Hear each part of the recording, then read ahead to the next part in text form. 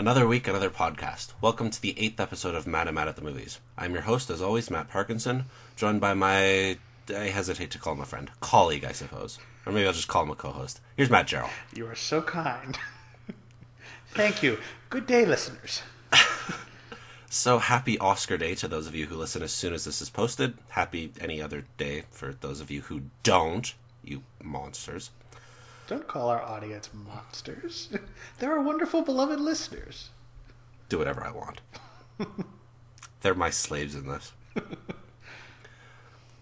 So today on the show, we've got a whole bunch of quote-unquote kids who are not at all kids with the DUFF, McFarland, USA, and we're also going to go to the Hot Tub Time Machine 2 thing. Interestingly enough, in Canada, where I'm from, McFarland USA dropped the USA part, I guess, because Disney thought it would be more marketable. Wonder if that's going to work. It's not. So, first up, we've got the Mean Girls wannabe, the DUFF. This one stars Mae Whitman as Bianca Piper, someone who's only got a couple of friends and is informed at a party that she is their DUFF. DUFF, in this case, standing for Designated Ugly Fat Friend. She spends most of the rest of the movie trying to get away from this designation before eventually resigning and monologuing that we should embrace who and how we are, because did you really expect a movie to tell you any different? Joe, where do you stand on the DUFF? So the plot is cliched and predictable. The characters are one-dimensional stereotypes. Most of the main characters look too old to be in high school. Mae Whitman is not ugly or fat, and the message hits with the subtlety of a sledgehammer to the forehead, and yet I actually kind of like this movie. Oh, Joe, why? Honestly, it's basically down to Mae Whitman. Okay. I find her to be likable enough, and I liked the humor. For whatever reason, I found the humor to... I wish I hated this movie more, but I honestly can't say I hate this movie. I absolutely agree. It wants to be Mean Girls so hard that it is not funny, but at the same time... to me, I take this as Mean Girls for a new generation, in a sense, or for an internet and social media obsessed generation, particularly because when Mean Girls came out, Facebook was 7 months old, and most of the other major social media sites didn't even exist. So, let's say you have a person starting high school now who's maybe never seen Mean Girls, which if they haven't, they should go see that too. But Should see that instead. No, you can still see both. I mean, I'm not going to call the DUFF great or anywhere near comparatively to Mean Girls by any stretch, but it was still funny enough, and I liked Mae Whitman enough that I don't hate this movie outright, despite the fact that it has as many flaws as it does. All of the flaws. I didn't hate it either. I'm kind of extreming my opinion here just because I didn't like it much. But I didn't hate it, you know? Well, I mean, it's one of those things that you watch and you're like, well, it's a thing, and... Well, see, I don't even have that depth of opinion. I actually somewhat like this. I mean, I'm not going to call it anywhere near as good as some of these other type teen high school films, but I still kind of liked it. I liked it a heck of a lot more than Mean Girls 2, etc. Yeah, well, we don't want to talk about Mean Girls 2. No, we really don't. That was terrible. But I mean, you mentioned all the flaws of the DUFF right off the bat. I can't overlook them. No, I'm not trying to. It has some comedy, but not anywhere near enough. I like Mae Whitman too, but she's fine as the lead, I guess. Well, see, She doesn't look like she's in high school. Neither does Robbie Amell. Okay, that I will absolutely agree with. I mean, you can tell that they're both in their mid-20s, especially when paired against Bella Thorne, who actually is 17, so looks like, she's in high school.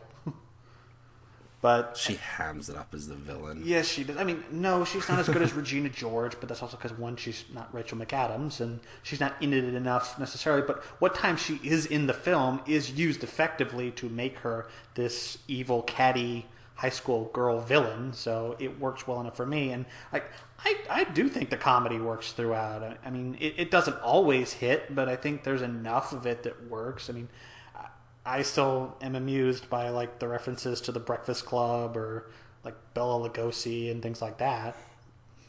There's some that worked. I laughed more than I probably expected going in, but not enough to make me recommend it. Maybe. I mean, I liked some of the supporting characters too. I mean, I still liked Allison Janney. I mean, when I didn't know she was in this, so when she shows up as the main character's mom, I was like, oh, Allison Janney. Well, nice to see you. And then when I didn't like her in it. Why? She didn't do anything important. She's a parent in a teen movie. They generally don't do much important except give one nice speech somewhere in there, and she got that. She got that. Exactly. Fine. And, I mean, Romany Malco was pretty good, too, as the principal, I thought. I mean, oh, Ken Jeong was so great, I bet you. Okay, no. I will agree. Ken Jeong is terrible, especially if we're going back to the Mean Girls thing. He is a poor substitute for Tina Fey. But, no, Ken Jeong is bad in this movie. That I will absolutely agree with 100%. And I also agree that Robbie Amell is pretty lackluster and what have you. Doesn't really leave as great an impression. He was okay for me, but I didn't like him that much. I mean, and again, we're going to go back to Mean Girls comparison. I liked Mae Whitman more so than Lindsay Lohan in Mean Girls, frankly. Really? Honestly, yes. I think largely because of who her character was. I mean, she's socially awkward, but she's socially awkward for the right reasons. Whereas, like, Lindsay Lohan's character was socially awkward because she spent most of her childhood in Africa, which seems just so utterly random that...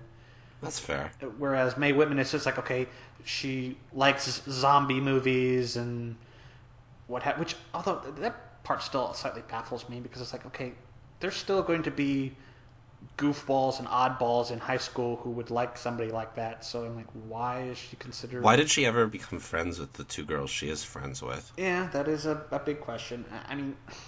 I know I'm defending this movie more than I really... And I said it before, I really wanted to hate this movie more than I do. But for whatever reason, when I walked out, I was like, yeah, okay, that works. It's nothing special, but I like it enough. It's not going to be the thing. I mean, we've got Mean Girls Day every year. Yeah, I mean, it's not going to have that kind of impact. No, I mean, and I would recommend Mean Girls and Easy A before this any day of the week. Even Heathers, I'd recommend before. Heathers, the Breakfast Club, or actually most John Hughes high school movies from the 80s. Let's be honest. But for what it is, I mean, especially because, again, it's more social media involved than even Mean Girls was because social media didn't really exist back then. That stuff got... Some of it dragged on for far too long for me. I mean, there's the scene where they're all unfriending each other, and... I found that funny. It was so much. I found that funny. Okay. Especially the way she ends it, when she storms off about Pinterest and she swears and then apologizes to the librarian. And there's the one where the principal goes over the intercom, and it's just... That was a bit more awkward, but that was also coming from the principal, so... Well, I know, it was intentionally that way, but it goes on for too long, and if you don't find that the jokes work, and I didn't find a lot of them did work, then it's going to go on for too long regardless. Yeah, I mean, it has the same basic problem that most comedies have, whereas, like, if you're just not into that style of humor, then it's not going to work for you. But, I don't know. For whatever reason, it worked well enough for me that I don't hate this, and I kind of like it. Again, it's nothing spectacular, but... And so the really other thing is that I had a full audience, but I had a very annoying audience. Like, the guy sitting next to me was literally on his phone the entire film. How fitting. Yeah, so that kind of irritated me just a bit. But at the same time, I still really enjoyed the film despite all the annoying distractions. So, yeah, the Duff for me, I could see it being a rental, or if your significant other wants to go see it, you could do far worse. Just remember, folks, you are special. Yeah. Don't change for anybody. You're special. Yes, that message is hammered home with such subtlety in this film. It's the last monologue of the movie, in case you didn't get it. Well, forget just the last monologue, it's like the last 3 monologues. Well, I know, but then there's a voiceover. Yeah, I know what you're talking about, but it's like, okay, the newspaper monologue, the speech that her mom gives her, and the final monologue right before the credits as well. Just in case, it's for... I think it has almost, not contempt for its audience, but I don't think it thinks of them very highly. Possibly. Then again, I guess it's for teenagers, so... Yeah, I mean, that's the big thing. And this is why I again, go back to the... It wants to be Mean Girls, but at the same time, it's Mean Girls for this newer Internet-obsessed generation that maybe hadn't seen Mean Girls. I mean, if you have no point of reference to Mean Girls... you could possibly relate to. I mean, like, another interesting comparison I like to make is that I saw some people compare the romance subplot in Jupiter Ascending to basically putting the diary of a 14-year-old girl on screen. And, like, no, that is not... The Duff is a diary of a 14-year-old put on screen. So, again, I'm going to go down in flames with it, but I like it enough that I'm fine with it. It's certainly better than a certain other comedy we could mention, and are going to mention. Yeah, so the second film we're going to be talking about today is the lovely Hot Tub Time Machine 2. It starts out, we have one of our main characters is Lou Dorchin, who's played by Rob Corddry. He's a billionaire tech mogul / rock star. What a combo. He gets murdered at a party he's throwing. So his son Jacob, who's played by Clark Duke, and music mogul friend Nick Webber, who's played by Craig Robinson, use the titular aquatic-based temporal travel basin to try and stop the murder by figuring out who the perpetrator is. Unfortunately, rather than going back in time, they end up going forward in time. Hijinks, kind of, maybe not, ensue. So, Mr. Parkinson, what did you think of this film? Do you remember that other time machine movie we mentioned a couple of weeks back? Mm-hmm. Do you remember how it mentioned and referenced a whole bunch of other time machine movies that were better? The time travel movies that were better? Most of them are mentioned here, too, actually. Yeah, I was going to say, the exact same thing happens here. It's almost like they want us to think about better things. Just a bit. They keep mentioning this movie, how the plot is kind of like Terminator. It's really not, but you could see how idiots would think so. And yes, the characters are idiots. Idiots is putting it nicely. These are, for a large part, irredeemable people. These characters are so annoying and unlikable that it makes the guys from The Hangover look like the Care Bears. And then they try to redeem them at the end. And then like, it this fails. Isn't working at all. It does not work. No, it really doesn't. It's unpleasant to watch these guys go through this plot. I think that's the main problem. At least in the first movie, it was smart enough. It had the whole 80s thing going for it. And it had John Cusack, who passed on this script. And he was smart to do so. I've heard rumors that he wasn't even approached to do it now. Really? Whether that's true or not, I don't know. But there's stuff out there that said he wasn't even approached to do the sequel. Which, either way, he got lucky. Yeah, he got lucky not having to be in this. But frankly, he would have made this movie a lot better because he would have been a straight man that all the other insanity could have played off of and maybe toned it down. I mean, because that's basically was his function in the first film, was playing the straight man to all these insane characters. But here, at least he's more of an appropriate lead. Yeah, definitely. He's a lot better. These are all supporting actors. Yeah. None of them are any good. I mean, Rob Corddry can play the jerk well because he's okay at that. But the film wants me to like him, and I can't because he's the most despicable thing I've seen in quite a while. Cusack's replacement here is Adam Scott. Yeah. I like Adam Scott. This is probably one of, if not the worst movie he's done. It's up there, yeah. He's not any good in it. What is he doing in this? I mean, he's like somewhat of a straight man, but then his character really doesn't make sense.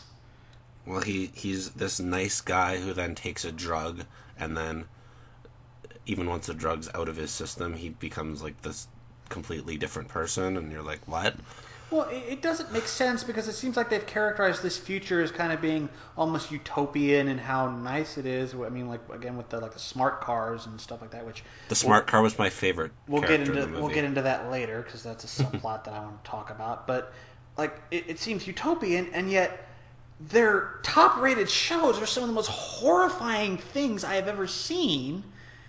I mean, like one that involves putting children in the basement of a building and then blowing the building up and watching everybody die, or the main one that actually appears in this film that its whole scene is basically a rape, if you think about it, and raises the question, Why are we still doing gay and rape jokes in 2015? Or 2025, if... Either way, I mean, it's so disgusting that I cannot believe this is actually in a major release film. And it was supposed to be like almost punishment for one of the characters, and then he gets out of it anyway. Yeah. Like, what? Well, that goes back to the fact that this entire film is basically a rehash of the first one. Yeah. That this whole gay sex joke was one that they did in the first one as well. Yay. So, you wanted to talk about the smart car subplot. So, for those who haven't seen it, and if you haven't seen it, please don't go see this. It involves a smart car, which now is self-driving and has feelings, getting insulted by Lou, and essentially wanting to hunt him down and kill him. I wish it had. So I like the car more than anyone else. Oh, I agree. The car is much nicer. But part of it is, this is only 10 years in the future. And yet Adam Scott is baffled by the other characters talking about, like, driving a car yourself. Even though he's like 40. Exactly. That makes no sense. And then they just appear. So, like, okay, well, how does that even work at this point? And then why would they be able to stalk you?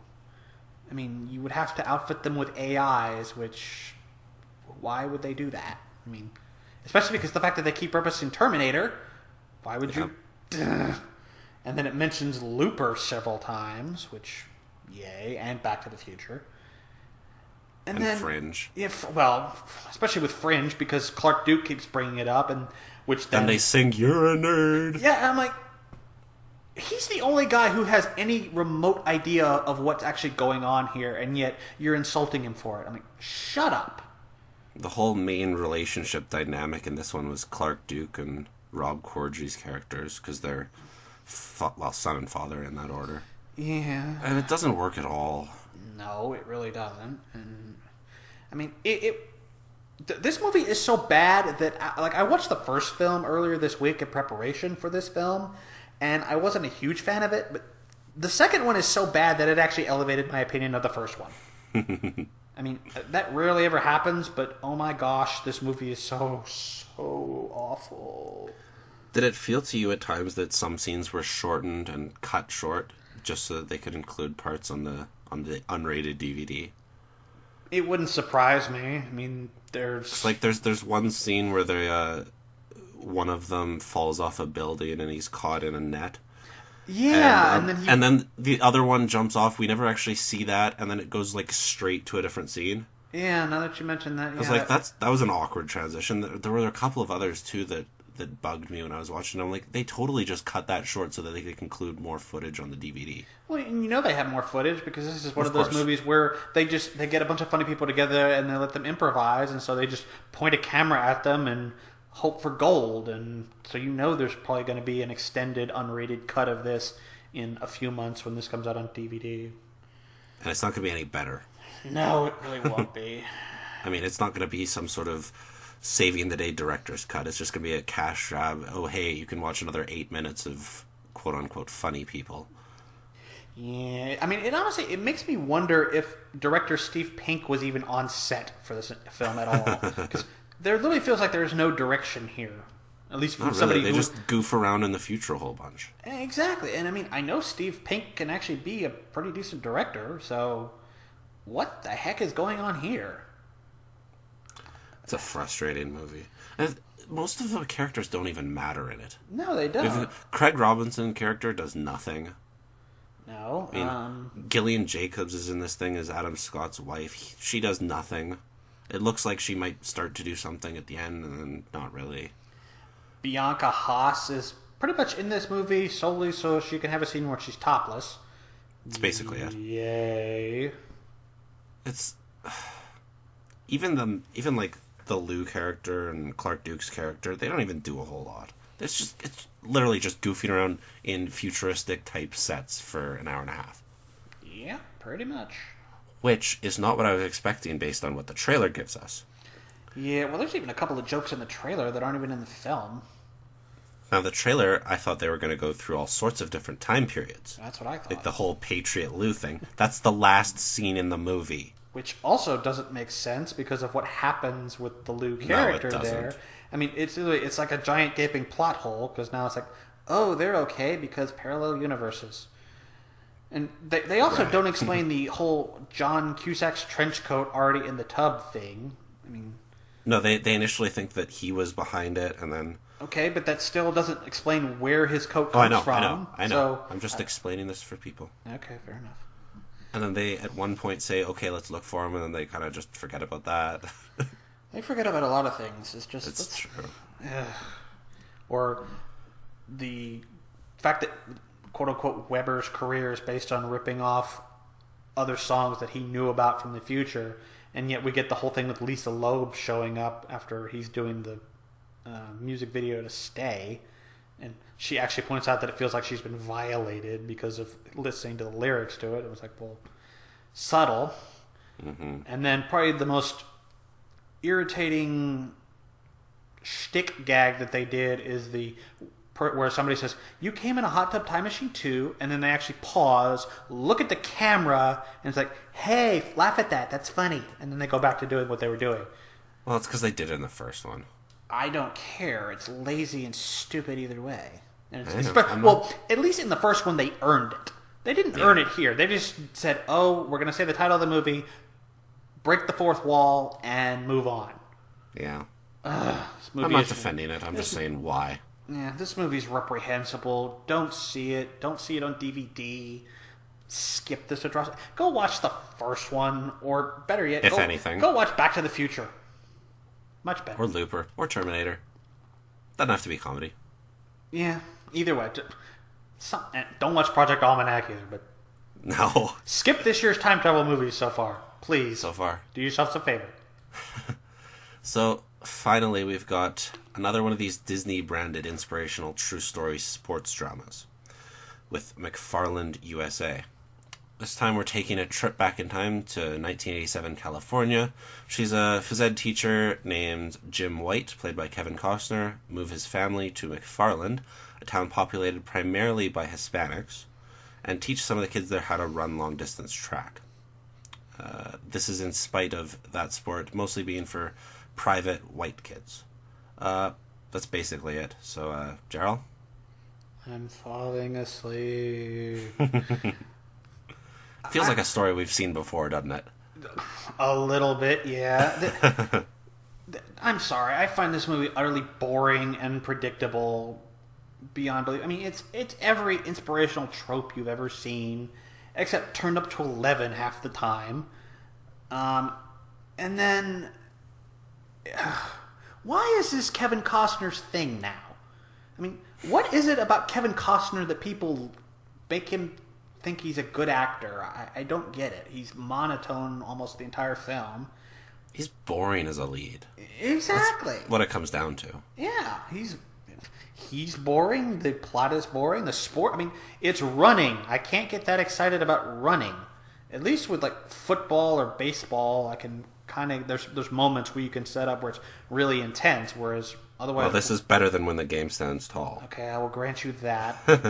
It's very easy to be better than When the Game Stands Tall. Yeah. Although, the thing that really troubles this one for me is how uncomfortable this movie is with its racial politics. I mean, it brings up important issues, particularly related to how Hispanics are treated in the U.S., but it filters it through the lens of a white guy played by one of the most bland and boring white actors in Hollywood. I mean, at least other inspirational movies like this, Spare Parts came out earlier this year of a similar vein. At least it focuses primarily on Hispanic actors helping Hispanics, not, white savior. Yeah. I didn't have as big a problem with it as you did. Maybe it's because I don't live where you live. That's probably true. But it is uncomfortable at times. And I can see why you would say that, I guess. Oh, that's just some stuff. I mean, we get into the scene closer towards the end of the film with the daughter, and I'm like, this is really... That whole thing was stupid. Stupid. They give us, like... So for most of the movie, it's Kevin Costner doesn't want to stay here. He just wants to do this so he can get a better job. They tease that he's going to go to some private school. But then he finds he likes the kids and he likes the community, so he's going to stay. And then something tragic happens. It felt forced. It was barely tragic at all.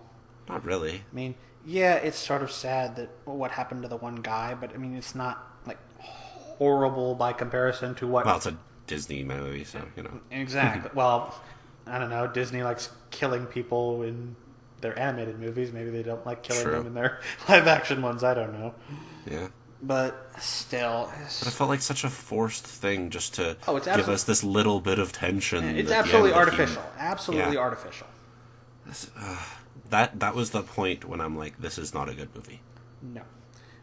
Well, I was... Up until then, I was like, this is generic, this is bland, this is nothing.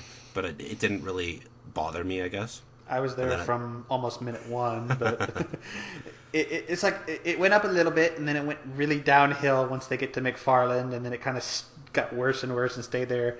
Picked up a little bit, and then went back down again, and I'm like, nope, you're not saving yourself, movie.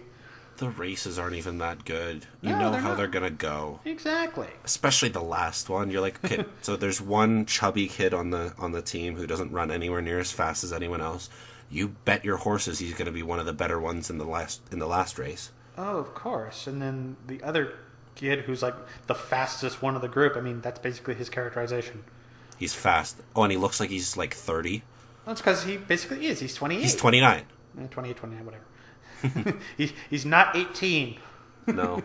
Or was he supposed to be 18 in the movie? I thought he was like 17. I'll give him the benefit of the doubt. Even if he's supposed to be 18, he don't look 18. He looks like he's 30. It's because he pretty much is. Yeah. So and he's the one that has the biggest dramatic heft in terms of the kids, and it's not even really that good.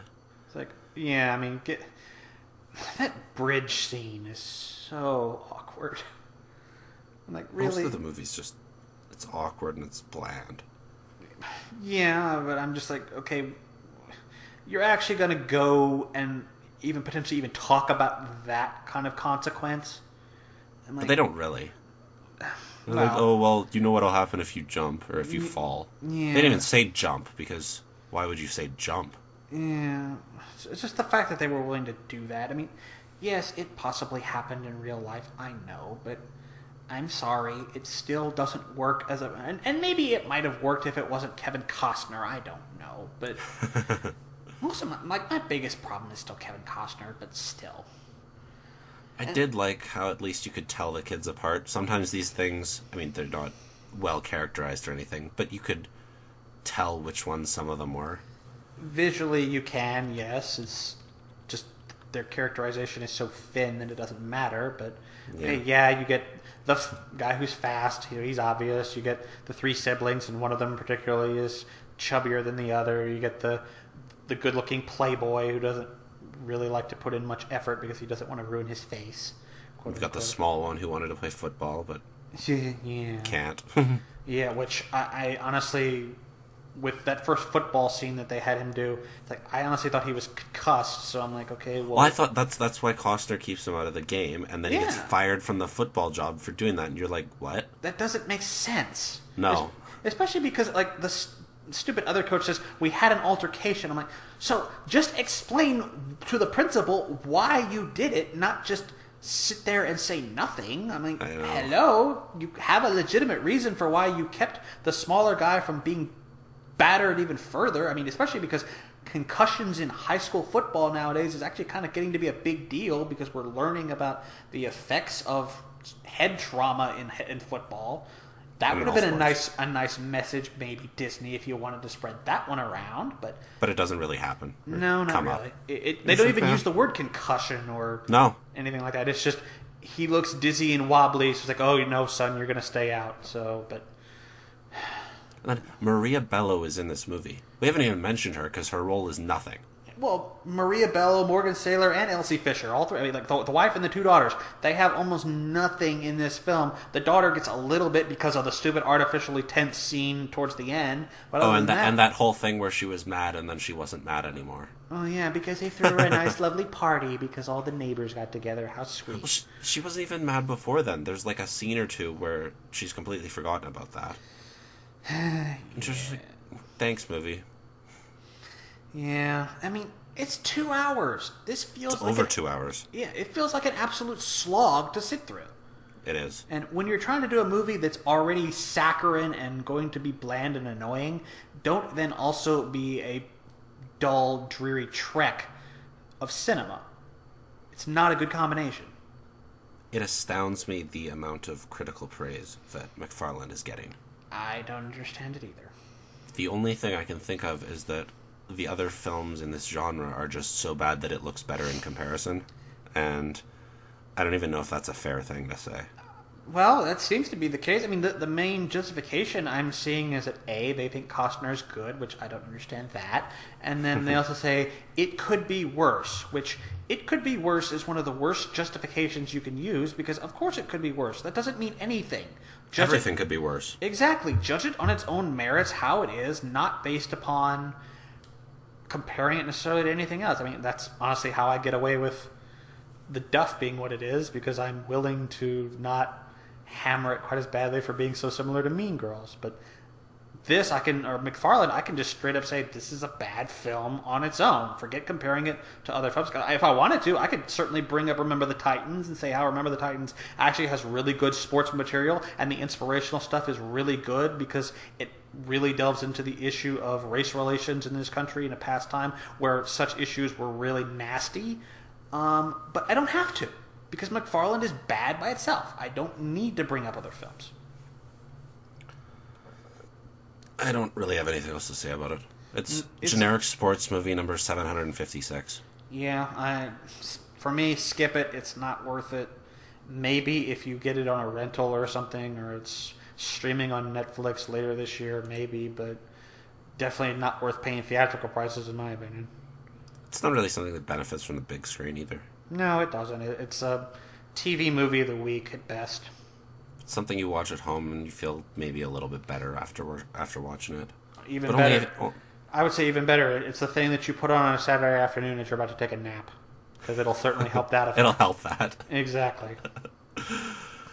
So that brings us to the conclusion of the 8th episode of Mad at the Movies. You can follow Gerald on the Twitter at FilmFlashNC. I'm there as well at MartyrTweet. Comments, criticism, praise, corrections, and suggestions are all welcome. Just be civil about it. Next week we've got a trio of films. First up, Will Smith and Margot Robbie in Focus. We've got the new David Cronenberg film Map to the Stars. And some horror thing called The Lazarus Effect. So looking forward to that one. Until next time, this is Madam at the Movies signing off. Take care, Internet.